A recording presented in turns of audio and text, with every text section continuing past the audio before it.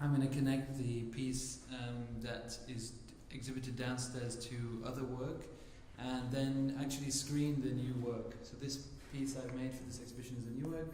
I thought it's nice to screen it, and then maybe if there's questions it's a good moment to talk about them. This shift in listening shows an emerging phrenology of the voice, opening up a whole set of rather profound questions. Questions about borders, about the legal consequences of our accents, about the relationship of science and the law, about speaking the truth, and about free speech.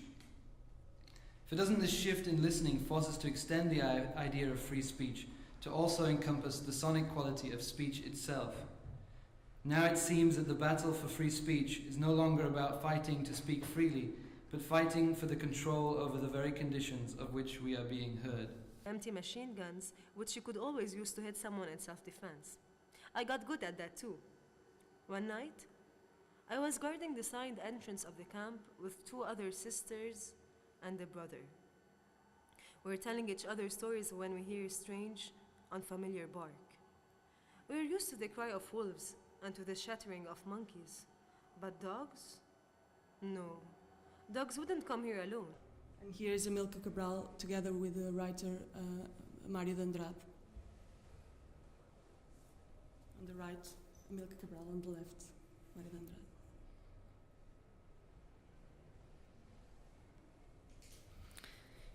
In 1949, in Portugal, Cabral engages himself in a study of the erosion of the soil of Cuba, a Portuguese rural locality in Alentejo. It's Cuba, it's a small village in Portugal.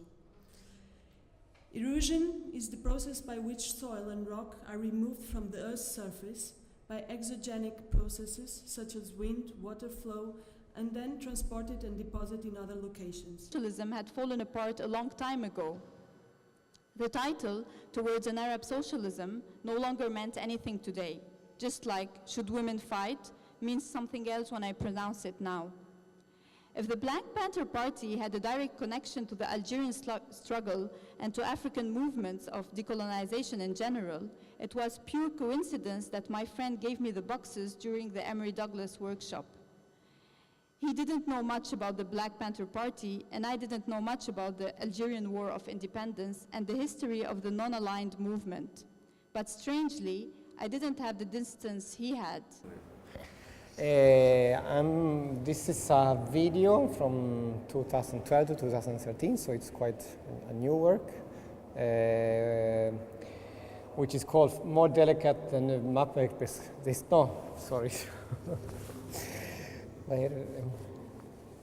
More delicate than map makes colors are the historians. Mm-hmm. And the video in some way is quite simple. It's when I was in Argentina the last time, I bought 12 eggs, like 12 normal eggs, mm-hmm. Which you can see here also in the exhibition, or the cartons of the eggs. And then I transported them from Argentina to Sevilla in Spain. So what you see in the video is actually like a documentation of an action where these 12 eggs, together with my father, who is from Argentina but lives in Spain, we throw these eggs on this monument or sculpture, which is not, it's famously or non-famously called the Columbus, the egg in Columbus, no? Under that slogan, he saw the name of my grandfather as a collaborator with the French mandate. I then realized that you have a homemade bomb on you. Whatever happens, you will place the bomb. If you change your mind or have any doubts, don't think you will be able to run away with it. The bomb will explode anyway, so you better place it according to the plan. When you get to the club, you will see a crowd of civilians, people innocently dancing and chatting. Don't think they are innocent. No one is really innocent. Whoever denies oppression is not innocent. They are complicit in that oppression. Don't let your emotions take over.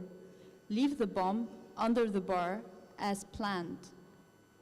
Remember, it is not a fair war, and you are no longer a civilian. You stopped being a civilian when you saw people dying. Later on, when you will be interrogated, you will answer, I am not a civilian. But instead of propagating Portugality, this was the place to discuss the problems of the Portuguese colonies and to share the urge for struggle. Here, Cabral meets Eduardo Mondlane, that later founded the Frelimo in Mozambique, Mário de Andrade, a writer from Angola, and Agostinho Neto, both that later founded the MPLA in Angola, and Francisco José Terreiro from São Tomé e Príncipe. In 1951, together with some of his colleagues, he creates the first Center for African Studies in Lisbon.